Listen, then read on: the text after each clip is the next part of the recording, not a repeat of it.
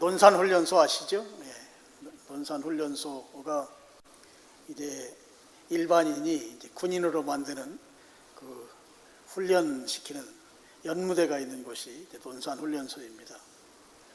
이제 보통 이제 아들이 훈련 받으러 갈 때 부모가 동행합니다. 때때로 뭐 할머니 할아버지도 같이 가기도 하고 친구들도 같이 가기도 하고 또 교회에서 교역자가 같이 가주기도 하고 그렇게 합니다만, 부모가 같이 가면서 차를 운전하면서 이제 쭉 이야기를 하죠. 나 때는 군대 생활 이렇게 했다. 근데 가서 군대 생활 잘해라. 여러 이야기들을 합니다. 경험을 섞어서 이제 충고도 하고 당부도 하고 그렇게 합니다. 그렇게 해서 논산 연무대에 도착했습니다. 연병장에 다 모였어요. 헤어질 시간이 됐습니다. 헤어질 시간 되면 이제 저도 우리 아들내미 거기 갔을 때 그러니까 많이들 울더라고요. 우리 아내도 울었을까요? 안 울었을까요? 예, 울었어요. 뭐 영영 이별하는 것도 아닌데 이렇게 막 다들 많이들 울어요. 자, 연무대에서 마지막 아들하고 헤어지면서 그 엄마가 아들에게 하는 그 간곡한 부탁이 있죠. 뭐라고 합니까? 건강하게 훈련 잘 받아라. 엄마가 기도할게. 이러면서 울면서 이제 헤어져서 옵니다. 저희는 이제 PX에 들려가지고 싸게 몇 가지 물건을 사가지고 왔습니다. 제가 왜 이 말씀을 드리는가 하면 지금 로마서 10장이 이제 끝나가잖아요. 마지막 부분에 와서 이 내용들을 이렇게 가만히 읽어보니까 그 논산훈련소에 입대하는 아들에게 울면서 당부하는 그 엄마의 그 간절함, 이 간절함이 지금 바울이 그렇게 사정하고 부탁하고 당부하고 호소해도 믿지 않는 그 유대인들을 향해서 꼭 마지막에 헤어지면서 하는 말과 같은 그런 당부의 말을 18절 이하에 기록해 놓고 있더라 하는 것이죠. 그만큼 바울은 자기의 동족인 유대인들이 예수님을 믿고 구원받기를 그렇게 간절히 바랬어요. 그래서 그것을 뭐 9장, 10장에 쭉 반복해서 기록해 놓고 그것으로도 끝나지 않고 물론 11장에도 또 이야기를 할 거예요. 근데 10장 마무리 지으면서 군대 훈련소 보내는 아들을 보내면서 엄마가 우는 눈물과 같이 그 마지막 부탁하는 그 말을 여기에 적어놓고 있는 것을 볼 수 있습니다. 자, 예수님을 믿어야 구원받는다. 이 한 문장이에요. 근데 유대인들은 이 복음을 받아들이지 않았던 것입니다. 그러니 얼마나 안타까워요. 그 안타까운 심정으로 유대인들을 향해서 다시 믿음의 길로 나올 수 있도록 그 훈련소로 보내는 그 엄마의 눈물 어린 간곡한 부탁과 같은 말을 바울이 다시 반복하고 있다 하는 것이죠. 18절을 보겠습니다. 그러나 내가 말하노니 그들이 듣지 아니하였느냐? 그렇지 아니하니 이랬어요. 여러분, 이 부정어로 되어 있잖아요. 이중부정으로 되어 있죠. 그들이 듣지 아니하였느냐? 부정 한번 하고 그렇지 아니하다. 또다시 부정하고. 여러분, 이 이중부정은 강조하는 데 쓰는 표현 방법이죠. 자, 이스라엘 민족이 지금 예수님을 믿어야 구원받는다고 하는 이 사실 앞에 그들이 돌아와야 되는데 지금 이 사람들이 지금 뭐라고 이야기하는가 하면 내가 그 복음을 듣지 못해서 그래서 예수님 믿지 못한다. 이렇게 말하는 건 결코 변명이 아니고 핑계가 아니다 하는 거예요. 그렇게 핑계대면 안 된다 하는 것이에요. 간곡하게 부탁했는데 내가 듣지 못해서 믿지 못하는 것이다. 이렇게 핑계대고 빠져나가면 결코 되지 않는다 하는 것이 지금 18절을 시작하면서 이중부정이라고 하는 표현 방식을 통해서 강조하고 있다 하는 것입니다. 그러면서 그 증거로 시편 19편 4절 상반절을 거기에 기록해 놓고 있습니다. 그 소리가 온 땅에 퍼졌고 그 말씀이 땅끝까지 이르렀도다 하였느니라 그랬습니다. 자, 여기 소리라고 하는 말은 헬라 말로 선포한다는 말이에요. 그리고 말씀이라고 하는 말은 레마, 로고스와 레마가 있는데 레마라는 용어를 썼어요. 큰 차이는 제가 없다고 말씀을 드렸습니다. 여기도요, 두 개의 문장이 반복돼요. 같은 의미인데 표현 방식이 다르죠. 그러면서 두 번 반복합니다. 제가 우리 성경이 강조할 때 쓰는 강조 방식이 이렇게 이중부정이 있고, 그 다음에 같은 단어, 같은 문장, 같은 구를 반복하는 방식을 씁니다. 반복뿐만 아니라 세 번, 네 번까지도 해요. 그만큼 반복할 때는 중요하다는 뜻이에요. 강조하는 표현 방식입니다. 여기에서 다시 강조하는 거죠. 그 소리가 온 땅에 퍼졌고라고 하는 한 문장하고, 그 다음에 그 말씀이 땅끝까지 이르렀도다 하는 한 문장. 표현 방식은 약간 다르지만 의미가 같잖아요. 반복인 것입니다. 왜 반복해요? 지금 아까 말씀드린 대로 논산훈련소에서 아들과 헤어지는 그 엄마의 마인드가 지금 바울에게 있기 때문에 제발 예수님 믿고 구원의 자리로 돌아오라고 하는 그 간절한 마음을 담아서 강조하고 있다고 하는 것이죠. 그래서 지금 시편 말씀을 통해서 온 땅에 복음이 전파되었다고 하면, 그러면 유대인들 당신들이 듣지 못해서 믿지 못한다고 하는 말은 그건 그 말 자체가 성립이 되지 않는다. 그런 표현이 이제 시편을 통해서 증거로 지금 바울이 말씀하고 있는 것입니다. 그런데요, 여러분, 시편 말씀을 통해서 복음이 온 땅에 증거됐다. 우리에게 굉장히 궁금해지는 한 가지 사실이 있어요. 자, 이 말씀 속에는 예수님에 대한 이야기가 없어요. 예수님의 십자가의 복음에 대한 구체적인 기록이 소개되지가 않습니다. 자, 그런데 이 말씀을 통해서 유대인들이 어떻게 예수님을 믿음으로 구원받을 수 있겠는가? 라고 하는 질문은 굉장히 상식적인 질문이에요. 그래서 이 질문에 대해서 우리가 답을 하지 않고는 여기를 넘어갈 수가 없습니다. 자, 구약 성경을 통해서 예수님을 믿을 수 있는 방법. 우리 성경을 해석하는 방법 가운데 모형론적 해석 방법이라는 게 있어요. 스크린을 보시면서 여러분이 제 설교를 들으시면 되겠습니다. 이 모형론 또는 예표론이래요. 다 같은 표현입니다. 모형이란 말은 다른 말로 하면 그림자라는 뜻이 되고요. 또 여러분이 조금 더 이해하기 쉽도록 말씀드리면, 그 아파트 모델하우스에 가면 그 이렇게 만들어 놓은 거 있잖아요. 만들어서 이렇게 유리로 씌워 놓은 거, 보도록. 바로 그게 모형이죠. 실제는 아닙니다. 그리고 예표라는 말은 이게 미리 예자예요. 그러니까 미리 보여준다는, 표식으로 보여준 것이다 하는 거예요. 그러니까 이 예표를 보고 앞으로 실제가 오는 것을 이제 기대해도 된다, 이런 뜻인 것이죠. 그래서 이 구약 성경을 실체는 예수님이죠. 그리고 그림자는 바로 구약에 소개되어 있는 그 예수님의 그림, 그 모형인 것이죠. 그래서 이 그림자라고 하는 것은 반드시 실체가 있어야만 생기는 것입니다. 실체 없는 그림자라고 하는 건 있을 수 없습니다. 그리고 이 그림자는 실체를 그 그림자를 통해서 우리가 알 수 있다고 하는 거죠. 근데 실체와 그림자는 분명히 차이가 있어요. 근데 이 차이를 어떻게 이 갭을 메꿀 것인가?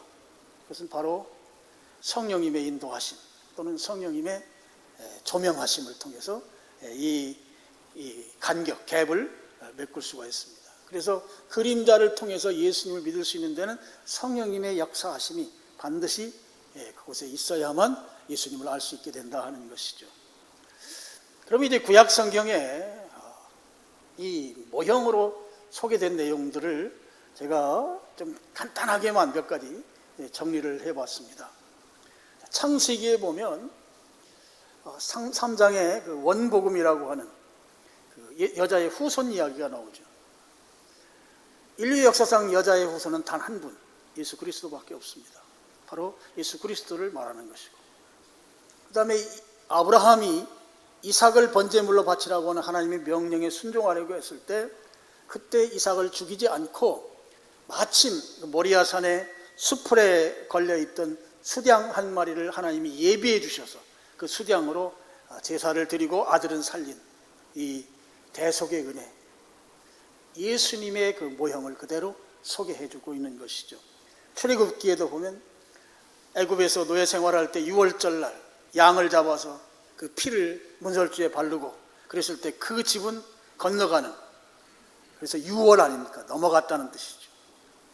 그래서 아들이 죽지 않는 그런 은혜를 입게 됐습니다. 바로 예수님이 어린 양 되시고 그분의 피로 말미암아 죽지 않게 된다고 하는 메시지가 출애굽기에 있습니다. 그리고 출애굽기의 성막에 대한 그 구조가 자세하게 나오죠. 여러분, 이 성막과 관련된 이 구조적 특성은 한마디로 말씀드리면 예수님의 십자가 구원 교리가 그대로 거기에 농축이 되어 있고 그대로 소개되어 있습니다. 성막을 제대로 이해하고 알려면 예수님의 십자가 사건을 모르면 성막을 제대로 알 수 없죠. 성막을 통해서 하나님을 예배하는 처소로 하나님께서 그 설계 도면을 모세에게 주셔서 그것을 이제 건축하게 만들었을 때 그 성막이 예수님의 십자가의 구원 교리를 그대로 나타낸다 하는 것이죠. 이스라엘 백성들이 성막을 찾을 때마다 그들은 성령님의 조명하에 그 대속의 십자가의 은혜를 그들이 분명히 그것을 통해서 깨달았을 것이다 하는 것입니다. 레위기에는 제사법이 나옵니다. 제사법 중에 대부분의 제사는 소와 양을 희생시켜서 그의 피로 제사를 드립니다. 바로 예수님이 어린 양 되셔서 대신 죽어주심으로 우리의 죄를 대속해 주시는 그 은혜를 소개하는 것이죠. 민수기에 보면 광야 생활하다가 이제 놋뱀을 장대에 매단 거 나오죠. 그 광야에 뱀에 물려서 죽어가던 때 이 놋뱀을 쳐다보기만 하면 낫는다. 바로 예수님의 십자가 구원 사건이고, 이 사건은 요한복음 3장에서 그대로 소개하고 있죠. 또 요나서 같은 경우도 마찬가지예요. 요나서도 보면 요나가 3일 동안 물고기 뱃속에 있었던 것을 예수님께서 이것이 바로 나의 표적이다. 예수님의 죽으심과 부활을 모형으로 보여주는 것이 요나서이고요. 그리고 선지서들이 있습니다. 선지서들에는 예수님의 공생에 대한 예언, 예수님의 탄생에 대한 예언, 그 예수님 당시에 역사적으로 일어날 일들에 대한 예언을 그대로 소개해 놓고 있죠. 여러분, 이 구약에 나오는 이런 예수님이라고 하는 분을 통해서만 비로소 제대로 해석할 수 있는 구약의 사건, 또 구약의 인물들, 구약의 율법, 규례, 이게 바로 오늘 제가 소개하는 이 모형론이라고 하는 성경 해석법에 의해서 비로소 구약에서 예수님을 우리가 발견할 수 있고 믿을 수 있다고 하는 이 사실입니다. 물론 여러분, 이것이 그냥 어느 학문적인 이론이 아닌 거예요. 신약 성경에 지금 제가 설명한 것을 근거할 수 있는 성경 구절들이 분명히 있습니다. 먼저 누가복음 24장 27절, 그 다음 성경 구절 한번 보여주세요. 여기 제가 읽겠습니다. 이에 모세와 모든 선지자의 글로 시작하여 모든 성경에 쓴 바 자기에 관한 것을 자세히 설명하시니라. 여러분, 이 말씀은 지금 예수님이 부활하신 이후에 그 엠마오로 가는 두 제자에게 예수님이 동행하시는데 제자들이 몰랐어요. 몰랐다가 나중에 예수님인 걸 알고 났을 때 예수님이 엠마오로 가던 제자들에게 한 말이에요. 여기 보면 모세와 모든 선지자의 글 이랬거든요. 이게 바로 초대교회 당시에 또 예수님조차도 구약 성경을 표현하는 표현 방식입니다. 모세의 글과 선지자의 글, 제가 다음 주에 조금 더 설명할 것입니다. 그러면서 그 다음 표현 나오죠. 모든 성경이라고 나오는데요. 여기에 모든 성경은 예수님 당시에는 신약 성경이 완성되어 있지 않을 때예요. 신약 성경은 없을 때입니다. 여기에 모든 성경은 구약 성경을 말하는 거예요.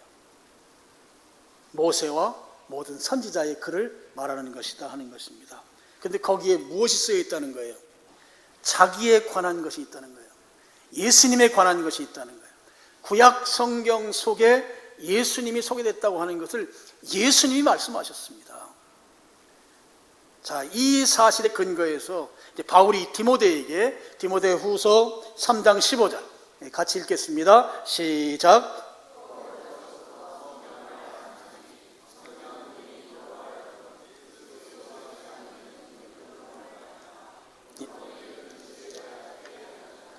예, 어려서부터 성경, 여기도 구약 성경이죠. 아직 신약 성경이 완성되지 않았습니다. 성경은 능히 너로 하여금 구약 성경 속에 그리스도 예수 안에 있는 믿음으로 말미암아 구원에 이르는 지혜가 있다는 거예요. 바울이 디모데에게 쓴 편지이고 우리의 성경입니다. 여러분, 디모데서는 바울이 가장 맨 나중에 쓴 성경이에요. 바울이 순교한 해를 AD 한 68년 정도로 잡거든요. 그래서 그보다 한 1년 전쯤에 기록했을 것이다. 그래서 AD 67년 또는 66년경에 기록한 성경, 마지막 기록한 성경이에요. 그런데 아직 신약 성경이 완성되지 않을 때예요. 요한계시록은 AD 95년에서 100년경에 기록됐거든요. 그러니까 아직 디모데후서를 기록할 당시에 요한계시록은 세상에 나오지도 않았을 때입니다. 그러니까 여기에 나오는 성경은 구약 성경이죠. 물론 이걸 문자적으로는 구약 성경이지만 우리가 이제 지금은 전체 우리 성경 전체로 이해하는 것이 더 바람직한 우리의 태도입니다. 지금 성경을 문자적으로 보면 그렇다 하는 것이에요. 여기에 보면 구약 성경에 그리스도 예수 안에 있는 믿음을 깨달을 수 있는 구원에 이르는 지혜가 구약 성경에 있다 하는 거예요. 근데 예수 그리스도 예수 안에 있는 그 믿음이 구약 성경에 있다. 놀라운 사실이죠. 여러분, 여기 지혜라는 말이죠. 구원에 이르는 지혜. 지혜는 두 가지 종류가 있어요. 인간의 지혜가 있습니다. 그리고 하나님의 지혜가 있어요. 성경에 나오는 지혜의 두 가지 분류입니다. 인간의 지혜는 인간의 경험 또는 지성의 산물이라고 볼 수 있어요. 그래서 젊은 사람보다는 세상을 많이 사는 사람들이 훨씬 더 지혜롭습니다. 하나님의 지혜는 뭐냐? 하나님의 지혜는 세상을 많이 산 것과 관련이 없어요. 하나님의 지혜. 자, 성경 구절입니다. 고린도전서 1장 24절. 여기도 같이 읽겠습니다. 시작.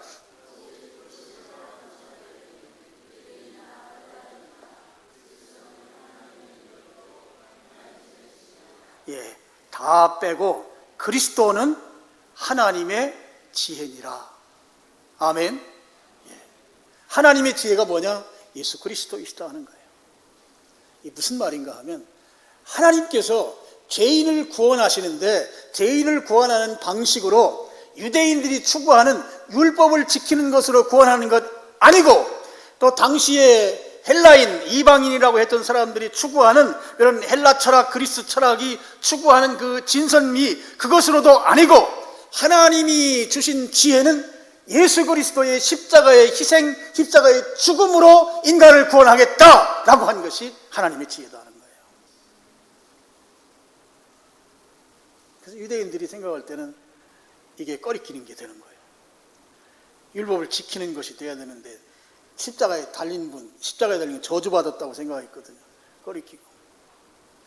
헬라인들이 생각할 때는 자기들이 막 학문적 연구에 의해서 철학적 사색에 의해서 진선미를 추구하는데 진리를 추구하는데 그게 아니니까 어리석다고 말한 거예요.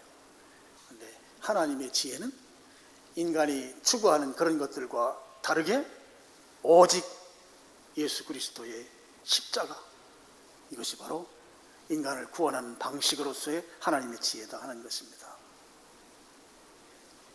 이 지혜가 구약 성경에도 있다 하는 것입니다. 자, 그래서 실제적으로 구약 성경을 통해서 예수 그리스도를 소개하는 장면이 나와요. 사도행전 8장 27절 28절부터 쭉 보면, 여긴 제가 읽으면서 설명하겠습니다. 여기에는 이제 빌립이라고 하는 이 훌륭한 일꾼이 에디오피아 내시를 만나서 일어났던 이야기가 소개되죠. 27절, 에디오피아 사람 곧 에디오피아 여왕 간데게의 모든 국고를 맡은 관리인 내시가 예배하러 예루살렘에 왔다가, 여러분, 국고 맡은 관리인이면 에디오피아에서 아주 고위급 인사라는 것입니다. 28절, 돌아가는데 수레를 타고 선지자 이사야의 글을 읽더라. 그 뒤에 내용은 제가 거기에 스크린에 안 올려놨습니다만 이사야에서 53장을 읽고 있었습니다. 30절, 빌립이, 이 성령님께서 빌립 보고 이 에디오피아 내시에게 가라고 했거든요. 성령님이 개입하시잖아요. 이게 중요해요. 성령님이 가라고 했어요. 빌립이 달려가서 30절, 선지자 이사야의 글 읽는 것을 듣고 말하되 읽는 것을 깨닫느냐? 야, 너 그 의미 제대로 파악하고 있느냐? 이 질문한 거예요.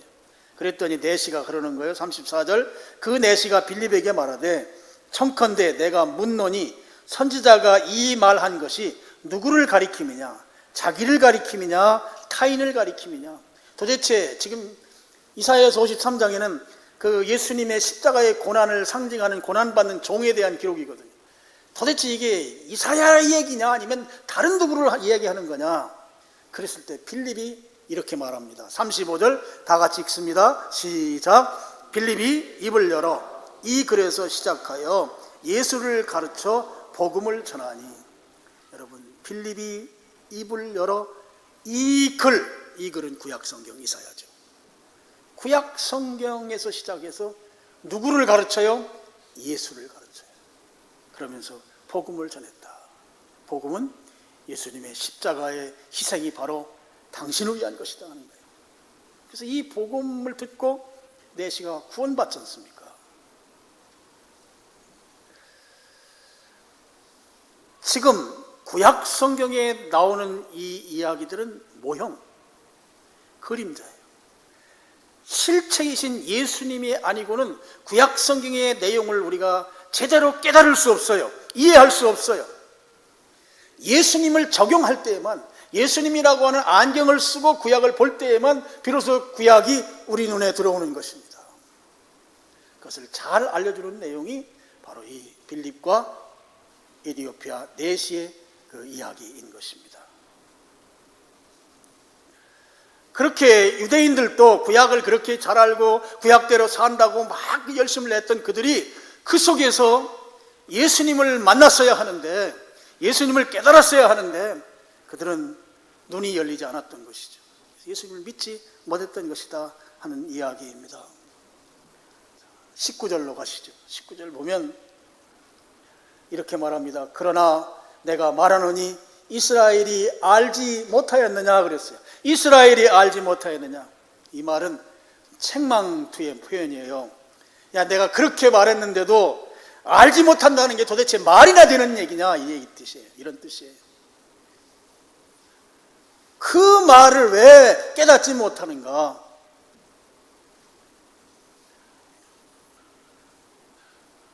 그러면서 바울이 구약의 두 거장을 소개합니다. 한 사람은 모세고 한 사람은 이사야예요. 오늘은 모세의 이야기만 할 거예요. 제가 원래 21절까지 다 여러분에게 오늘 말씀을 드리려고 했는데 제가 이 모형론을 설명하지 않고는 안 될 것 같아서, 그러다 보면 또 설교 시간이 길어져서 그래가지고 둘로 나눴어요. 그래서 오늘은 모세 이야기만 합니다. 모세의 이야기가 19절 하반절에 있습니다. 신명기 32장 21절을 인용했습니다. 신명기 32장을 보면 이렇게 나와요. 지금 이스라엘 민족이 하나님을 섬기고 믿음의 자리로 나오지 아니하고 우상을 섬겨요. 그것에 대해서 모세가 강력하게 경고하는 내용이 있습니다. 여러분, 이스라엘 민족이 정말 하나님이 싫어하는 행동을 골라서 했어요. 하나님께서 가장 싫어하는 행동이 뭔지 아세요? 하나님이 가장 싫어하는 것, 하나님이 최고로 싫어하는 것, 그게 무엇인가 하면 하나님도 섬기면서 우상도 섬기는 양다리 걸치기 신앙이에요. 이것을 이제 신학적인 용어로 혼합주의 신앙이라 그래요. 혼합주의 신앙을 가장 싫어했어요. 하나님이 정말 징글징글하게 싫어한 거, 양다리 걸치기 신앙, 혼합주의 신앙. 하나님 섬기면서 우상 중에 대표적인 우상이 뭐예요? 바로 바알 일신입니다. 바알 섬긴 거예요. 바알. 하나님 섬기면서 바알도 같이 섬긴 거예요. 여러분이 바알은 오늘날 우리들 시대의 용어로 바꿔 말하면 매몬입니다. 재물신이에요. 재물. 돈신. 그냥 돈이 아니고 돈신. 하나님도 섬기면서 돈도 섬기는, 재물신을 섬기는 이 양다리 걸치기를 하나님이 가장 싫어했다고요. 왜 바알이 돈신하고 연결되는가? 바알은요, 당시에 바알신이 비 오는 것을, 비가 오게 하는 것을 주장하는 신이라고 믿었어요. 이 가나안 땅 토속 신으로서 비가 와야 여러분 농사 짓죠. 들판에 풀들이 자랍니다. 그래야 양떼를 먹이고, 고대의 직업은 딱 두 가지밖에 없었어요. 농업하고 목축업. 농업하고 목축업은 절대적으로 필요한 게 비가 와야 돼요. 특별히 이 팔레스타인 지역은 아주 건조한 땅이기 때문에. 근데 그걸 누가? 바알이 주장한다고 믿었어요. 그래서 여러분 잘 아는 대로 엘리야가 3년 반 동안 비가 오지 않게 했잖아요. 그 이유가 바알신이 비 오게 하고 오지 않게 하는 거, 바알신이 하는 거 아니다라는 것을 확실하게 보여주기 위한 것이었던 거예요. 다른 의미가 아니에요. 비가 오면 잘 살잖아요. 농사도 풍년이 되고 가축들도 살찌고 새끼 잘 낳고. 그러니까 이게 돈하고 연결되는 거예요. 매먼 연결되는 거예요. 자, 하나님께서 가장 싫어하는 신앙, 양다리 걸치기 신앙, 혼합주의 신앙. 그래서 신명기에는 뭐라고 표현되는가 하면 하나님이 질투하는 하나님이라고 소개하고 있습니다. 하나님은 질투하는 하나님. 여러분, 질투 무섭습니다. 근데 이 질투가 어떻게 표현되는가? 19절 하반절 신명기 32장 21절 내용이죠. 내가, 19절 하반절입니다. 내가 백성 아닌 자로서 너희를 시기하게 하며 미련한 백성으로 너희를 노엽게 하리라 그랬거든요. 여기도 두 개의 문장을 의미가 같은데 표현 방식만 다르게 반복했어요. 왜요? 논산 훈련소에 아들 떠나보는 엄마의 마인드, 그 심정이, 바울의 심정이, 제발 예수님 믿고 구원받으라고 하는, 그래서 강조하는 거예요. 내가 백성이 아닌 자, 이방인이죠. 내 백성이 아니니까 그들로 너희를 시기하게 할 것이다. 내가 너희들이 혼합주의 신앙으로 나로 하여금 질투하게 하고 시기하게 했던 것처럼 너희들도 한번 시기하도록 내가 만들어버리겠다 이거예요, 하나님께서. 그리고 미련한 백성, 유대인들이 이방인들을 향해서 미련하다고 얘기했거든요. 백성, 사람으로 인정도 안 했어요. 그 정도로 이방인을 취급했던 그들에게 그들로서 너희를 노엽게 하겠다. 노엽게 한다는 말은 요즘 말로 말하면 열받치게 하겠다는 거예요. 제가 오늘 설교 제목이 하나님의 일하시는 방법인데요. 여러분, 구약 역사를 보면 이스라엘 민족이 하나님만 섬겨야 되잖아요. 딴 데 한눈 팔면 안 돼요. 그냥 아예 하나님 다 버리고 우상만 섬기면 차라리 그 사람 그냥 두드려 패서라도 돌아오게 하겠는데, 예, 성전에 가서 예배도 드리고 나와가지고 대개 보면 문 앞에 광 조금 넓은 공터가 있어요. 그 옆에 바알 신상이 거기 있어요. 바로 옆에. 그러니까 성전에 왔다가 바알 신한테 가서 한번 절 한번 하고 가는 거예요. 이 신앙으로 그들이 살았단 말이에요. 그러니 하나님께서 그렇게 사는 이들에 대해서 경로하시면서 그들을 어떻게 다루시는가? 이 혼합주의 신앙에 빠져 사는 이스라엘 민족을 다루시는 하나님의 방법이 너무너무 선명해요. 분명해요. 어떻게 다루시는가? 구약 역사를 보면 이렇게 다루십니다. 자, 이스라엘이라고 하는 나라가 있죠. 주변에 이방신을 섬기는 나라들이 빙 둘러싸고 있어요. 근데 하나님께서 그 나라 중에 한 나라를 강성하게 만들어요. 하나님이 그렇게 만드는 거예요. 여러분, 이방 나라 중에 블레셋, 애굽, 아람, 아수르, 바벨론, 그 중에 한 나라를 강하게 만들어요.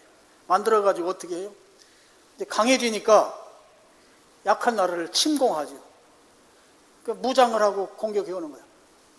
하나님께서 이스라엘을 향해서 혼합주의 신앙으로 살 때 강대국을 통해서 이스라엘 민족을 전쟁을 통해서 그들을 혼내도록 하나님이 만드십니다. 그럼 그 전쟁에서 이스라엘 민족이 이기나요?